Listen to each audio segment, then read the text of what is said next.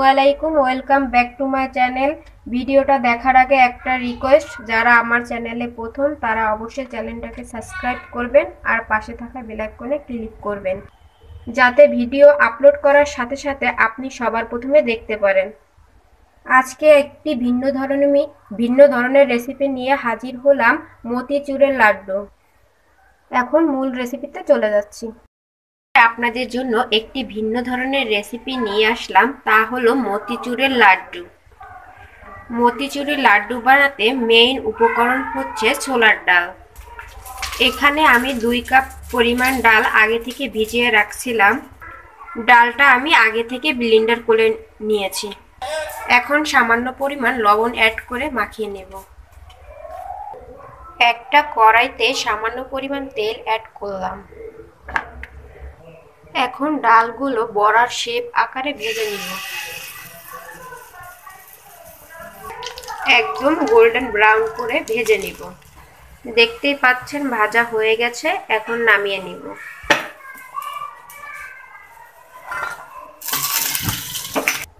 বড়াগুলো এইভাবে ভেঙে ব্লেন্ডার করে নিব। এখন দেখতেই পাচ্ছেন গুঁড়া করে নিয়েছি। এখন আগে থেকে থেতলো করে রাখা বাদামগুলো অ্যাড করব। ভালোভাবে মাখিয়ে নেব। একটি ফ্রাই প্যানে 1 চামচ পরিমাণ ঘি অ্যাড করলাম। এখন গুঁড়াগুলো ভেজে নেব যাতে গন্ধ না থাকে। লো আঁচে 2 থেকে 3 মিনিটের জন্য ভেজে নেব। 2 থেকে 3 মিনিট ভাজা হয়ে গেছে, এখন চুলাটা অফ করে দিব। এখানে আমি 2 কাপ বুটের ডাল 2 কাপ পরিমাণ চিনি অ্যাড করব। 2 কাপ ছোলার ডালের জন্য এখানে আমি 2 কাপ পরিমাণ চিনি নিয়েছি। এখন 2 কাপ পরিমাণ পানি নেব। এখন অ্যাড করব 2 টুকরো দারুচিনি, 2 টুকরো এলাচ, একটা তেজপাতা। এখন সামান্য পরিমাণে ফুড কালার অ্যাড করব। বলক আসা পর্যন্ত অপেক্ষা করব। দেখতে পাচ্ছেন বলক চলে এসেছে। চিনির শিরাটা খুব বেশি আঠালো হবে না।